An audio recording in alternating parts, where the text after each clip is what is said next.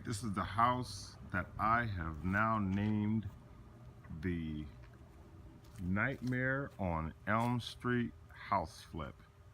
This has been a nightmare from day one. I want to make this really fast. I really don't care that the shrubs are dying. You know, I bought them all brand new from Lowe's. You can still see the price tags on them. I just want to get the heck out of this house. And guess what? Today is closing day. So let's just take a quick walk through. By the way, all of this, before we redid it, it was all screened in. I mean, these people were pack rats. There was garbage. You'll see the other pictures. There's garbage all over. Full. The whole thing was full. Full of toys, full of garbage, furniture, everything. They left everything here. It was all screened in. I ripped all that stuff out and just basically tried to make it look like a older style Victorian home. Obviously, I had to put in a new door. The ceilings were all like plywood, and the wires were outside of the ceiling. This house was built in 1938. So even though I see it's a nightmare flip, it does look pretty decent. The windows, I let them alone because I spent far too much money in this house. If they want to fix it, they can fix it themselves. But my contractor, which as you can see, I'm not as happy with, I was just happy to get from under him.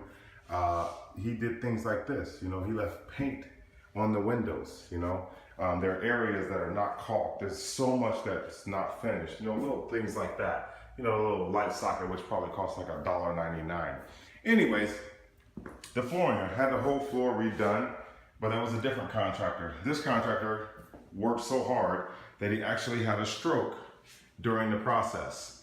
So I had him for about a month and a half and spent a ton of money with him because he was affordable, but he had no money to do some of the things himself.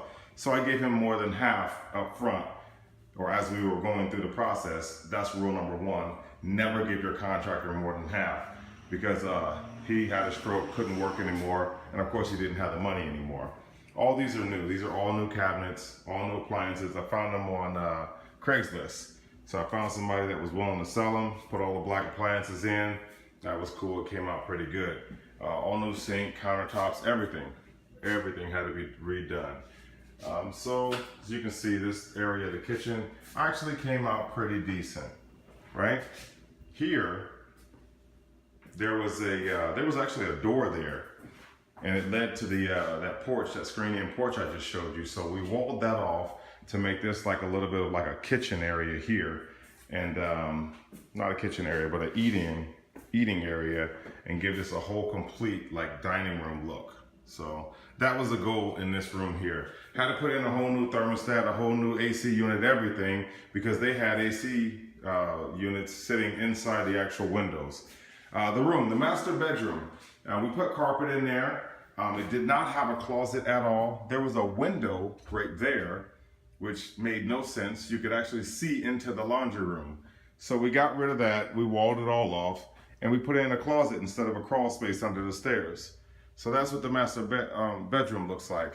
Then you would come out and you would go into the kitchen, and if you wanted to go outside, you could go outside. To the right would have been your bathroom. Well, I didn't like the little bathroom. By the way, the whole floor was gone. There was no floor here. It was unbelievable. And all the wood was rotted. Again, the home was built in 1938. So we redid all the flooring in here. Had to, you know, put some whole new, whatever they put in, the studs, whatever underneath. I didn't do it myself. But they did all that stuff, and then I wanted to put in a washer and dryer connect because this room was small enough that it could be a laundry room, and I could take the original laundry room, which is over here. Oh, by the way, we added these walls. We added all these walls. And I could make this laundry room an actual bathroom. And I can connect this bathroom to the master bedroom, and voila. It almost looks like you have a little feng shui. The shower, this is where the water heater actually used to be, and now there's a shower there. So that is a successful side of the home, if you ask me. The little nuances, okay, so this to me is not great painting, right? It's not a great finished job. It's something that I could do myself if I really wanted to, but I didn't have the time. The stairs, you can actually see through the stairs before we got a hold of them. And now there's carpet on the stairs. The walls had this like wood paneling all over everything here. Everything was wood paneling. And I wanted it all to look like drywall, like more modern. So we drywalled everything and had it all painted and finished and everything. This obviously doesn't look like it's been fixed at all or repaired, but that's the job I paid for, you know? You get what you pay for, and that's one of the reasons why I'm out of this business.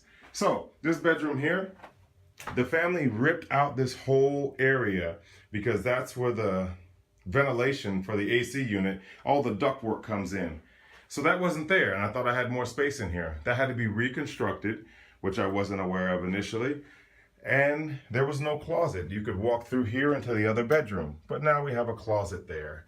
And going right over to the next room, by the way, this home is only 1,000 square feet.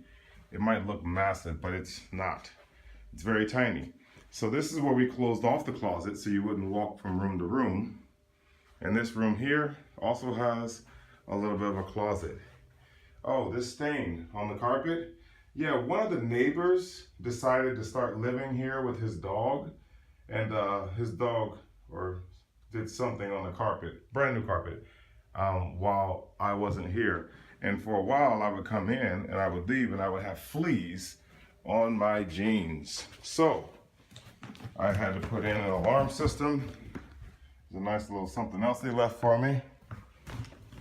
And now we don't have that problem anymore. Last thing I want to show you, outside. The previous owner, he used to play with snakes. So he breeded them and left a ton of them out in this shed, which is no longer there. Because I just decided to knock the whole shed down, have it all hauled away, and we cleaned up the yard a little bit. But all in all, we added this deck. I like the deck. So we added this deck to the home to give it a little more character. I still think it's a really nice home for someone as a first-time home buyer. But as far as getting into the house flipping, if you want my advice, do not buy a wood frame home. Do not buy a home that was built in 1938. And if you do not have reliable contractors, licensed and insured, do not waste your time. At the end of the day, it wasn't a complete nightmare because I spent $60,000 for the house. I put about $40,000 into the home. And at the end of the day, this beautiful home just sold for $129,000. So it's probably not my most successful story, but I would say I'm definitely not buying another house built in 1938. You know, as I'm sitting back and recapping, I left out the most important part of all of this. The smell in this house was so rancid that it took over 8 months for this house to air out. We would leave the windows open 24/7 just to get the funk out of this house. The neighbors said that they never brought the pets outside, so they just went to the bathroom inside the house. There was cats, dogs, and snakes all over the entire house. Whenever they brought their animals out or whenever they opened their windows, everybody on the block said they would go indoors. It was unbelievable. Code enforcement met me out at the house to do a walkthrough. They already knew to bring masks. We could smell this house, the interior of this house, from the street. It was so bad. This house was supposed to be a 90-day flip. Besides the smell, having to treat the entire home for termites, roaches so big they look like palmetto bugs. I mean, every single thing that could have gone wrong with this home went wrong with the home. Every single measurement was the custom vents, the custom windows, custom everything. This home was not ready to be sold until February 16th of 2018. And I purchased this home October 4th of 2016. So this is a 90-day flip nightmare. Closing day, this is what we all do this for. And I'm here with Beth, and we're finally gonna get this St. Cloud property sold. If you're looking at all the advertisements and the hypes and you really wanna get into house flipping, you better be prepared and better have a pretty significant amount of money to put into a home like this, because if it goes wrong, you could really lose a lot. Thanks for watching. Thanks for watching again. Please subscribe, and I'll have a ton of other videos coming to you.